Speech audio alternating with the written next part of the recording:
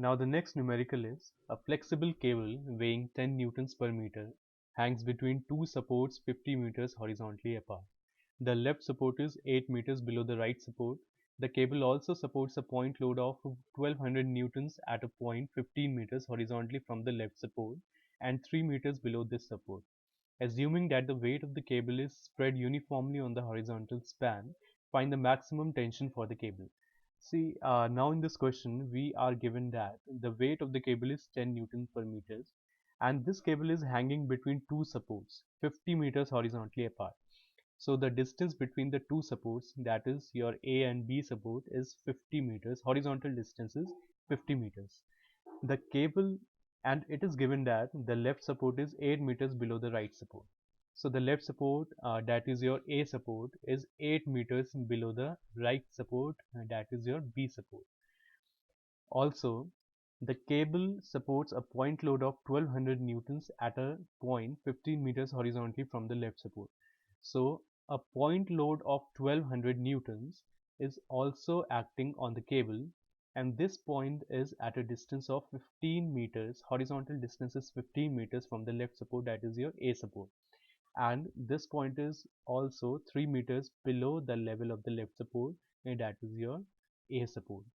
Now in the question, it is saying that assuming that the weight of the cable is spread uniformly on the horizontal span, find the maximum tension for the cable. See, now in this question, the first load which is acting on the cable is 1200 newtons, and it is also saying that we have to consider the weight of the cable also, and this weight of the cable is acting uniformly on the horizontal span. That is, the second load will be your UDL, and this UDL load will be equal to the weight of the cable, which is 10 newtons per meter. So now we have to find out the value of maximum tension for the cable. See, just like we did in the previous numerical, the value of Tmax will be equal to under root Va square plus H square. So in this numerical also, first we will have to find out the value of Va and H.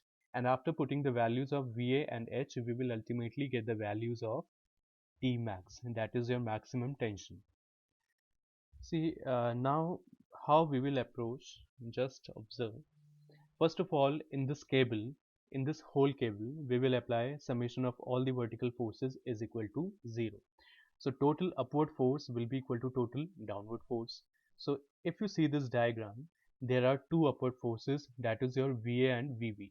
So VA plus VB, upward forces, will be equal to total downward forces. If you see this cable, there are two downward forces. One is your 1200 newtons and the other is your weight, which is a UDL. So we will have to convert this UDL into point load. So 10 into the length of the cable, the horizontal span of the cable is 50 meters. So 10 into 50. So 10 into 50 plus 1200, this will be your total vertical load. So we will get the first equation as VA plus VB equal to 1700.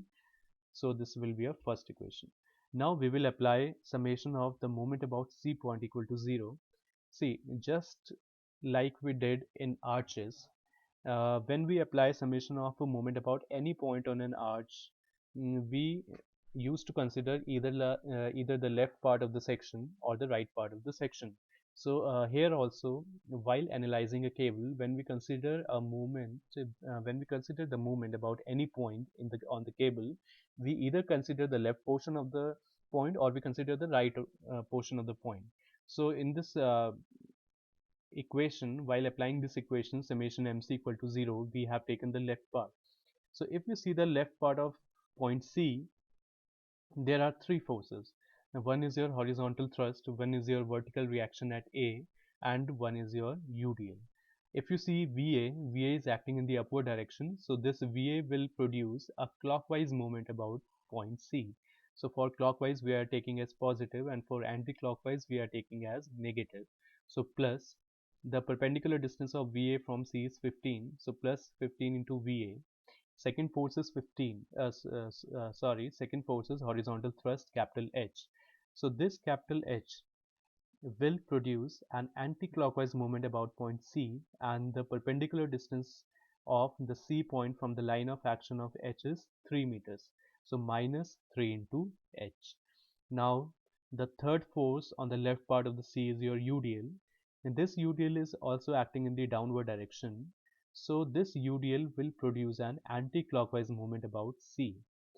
So for anti-clockwise we will take minus and convert this UDL into point load. So UDL is 10, the length is 15. So minus 10 into 15 is your point load, and this point load will act at half of 15, that is your 15 by 2. So the perpendicular distance of 10 into 15 from C point will be 15 by 2. So this equal to 0. After solving this equation, we will get VA in terms of capital H. So VA will be equal to 1 by 3 capital H plus 75. So this equation is your equation number 2. Now taking the right part of the point C. So if you see the right part of the point C, here also there are three forces. One is a vertical reaction VB, second one is your outward reaction horizontal thrust, and third one is your UDL acting in the downward direction. So the first force is VB. See, if you see VB will produce an anti-clockwise movement about point C. See, in this equation, I have taken anti-clockwise as positive and clockwise as negative. See, you can take clockwise as positive or anti-clockwise as negative. The answer will be the same. So, in this problem, while applying the summation of moments on the right part of the point C, we have taken anti-clockwise as positive and clockwise as negative. So 35 is taking C point in the anti-clockwise direction, so the movement will be anti-clockwise, so this will be positive. VB into perpendicular distance. See, this distance is 15, the total distance is 50. So the distance of B point from the C point will be 50 minus 15, and that is your 35. So the perpendicular distance of VB from point C is 35. So plus 35 into VB. Now the second force is your horizontal thrust, which is acting in the rightward direction. So this horizontal thrust will produce a clockwise bending moment about point C. So for clockwise we are taking as minus, so minus, and the perpendicular distance of horizontal thrust from the C point is your 11. See how it is 11. B support, the distance of B support from the A support is 8 meters, and A support is 3 meters from C. So this total distance, that is the distance between the level of the support B and the point C, will be 8 plus 3, 11. So minus 11h. Now the third force is your UDL. So UDL is acting in the downward direction. So UDL will produce a clockwise movement about point C. So for clockwise, again minus. So first convert this UDL into point loads. So 10 into 35. Now this point load will act at the center of the UDL, and that is your half of 35. So the perpendicular distance will be 35 by 2. After solving this equation, we will get the equation of VB equal to 11 by 35h plus 175. So taking this equation as equation number 3. Now adding these two equations, equation number 2 and 3, so the summation of left part equal to summation of right part, we will get this equation. So VA plus VB, we already know the value of VA plus VB is 1700 from equation number 1. So after putting VA plus VB equal to 1700 and solving this equation, we will get the value of capital H equal to 2238.97 kilonewtons. After getting the value of H, capital H, we can easily get the values of VA and VB after putting the values of capital H. So VA will come out to be 821.32 kilonewtons and VB will come out to be 878.68 kilonewtons. Now we know the values of VA, VB and capital H. After putting the values of VB and H, we can find out the value of Tmax. See, in the equation of Tmax, we know that it is under root of the square of the vertical reaction plus plus a square of the horizontal thrust. See, the horizontal thrust at both the supports is same. So whether we take the horizontal thrust at A support or B support, it will remain the same. Now for the vertical reaction, we will take that value which is the maximum of both the values. So amongst these two values, and that is VA and VB. VB is the maximum value.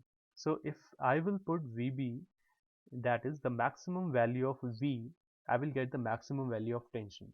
So therefore in this equation I will put VB square because VB is maximum, and after putting the maximum value I will get the maximum value of the tension. So after putting the values I will get T maximum equal to 2405.21 kilonewtons.